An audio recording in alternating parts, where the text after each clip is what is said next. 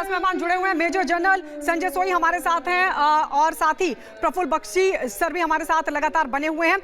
सबसे पहले मैं संजय सोई सर आपके पास आ रही हूं। लगातार अब ये कहा जा रहा है कि ग्राउंड ऑपरेशन की तैयारी है। अब आप किस तरीके से देख रहे हैं, क्या गाजा का पूरा जो भूगोल है वो बदल जाएगा? उत्तरी गाजा की तरफ लगातार जो टैंकों की तैनाती है इजरायली सेना की तरफ से कर दी गई है। नहीं, देखिए गायत्री, भूगोल तो काफ़ी हद तक बदल दिया इजराइल ने।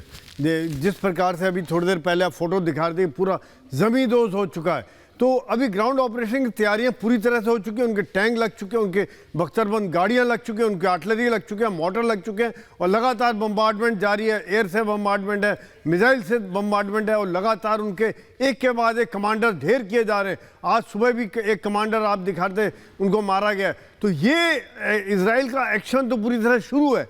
एक्शन में कोई कमी नहीं है, उनको बर्बाद किया जा रहा है, ख़त्म किया जा रहा है।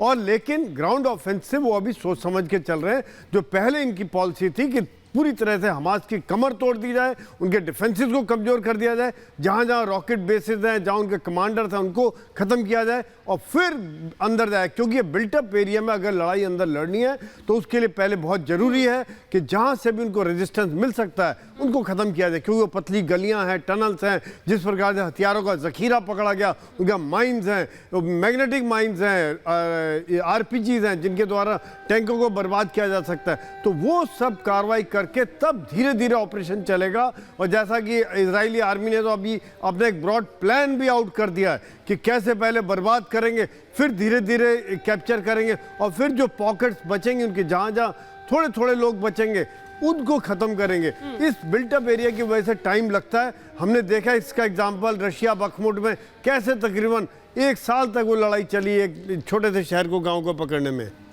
बिल्कुल, जो लड़ाई है वो लगातार चली और ये हम पहले भी देख चुके हैं। और एक बार फिर से हम आपको बता रहे हैं कि किस तरीके से ये जो देखिए तस्वीरें आपके सामने हैं, बख्तरबंद गाड़ियां हैं जो सीधे जा रही हैं वेस्ट बैंक की तरफ। और वहां पर जो शिविर तमाम बनाए गए हैं, उन शिविरों में एक एक कर आतंकियों को खोजने की जो कोशिश है वो की जाएगी इजरायली सेना की तरफ से, और वो की भी जा रही है। ग्राउंड लेवल पर हम देख रहे हैं कि किस तरीके से वो जो कोशिश है वो लगातार की जा रही है। इजराइल के पास तमाम घातक हथियार हैं, हथियारों का इस्तेमाल भी इजराइल करता हुआ नजर आ रहा है और उन्हीं हथियारों का इस्तेमाल करता हुआ लगातार जो हमास के तमाम आतंकी ठिकाने हैं उन पर हमला बोलता हुआ नजर आ रहा है। किस तरीके के घातक हथियार इजराइल के पास है, आइए एक एक कर हम आपको बताते हैं। AI से लैस है, 4000 मीटर तक निशाना मारने की क्षमता रखता है एक हथियार ऐसा, और इसके साथ ही हवा में मिसाइल को नष्ट करने की क्षमता रखने वाले हथियार भी, यानी कि हवा में ही अगर कोई मिसाइल आ रही है तो उसे नेस्ते नाबूद कर दिया जाए, खत्म कर दिया जाए,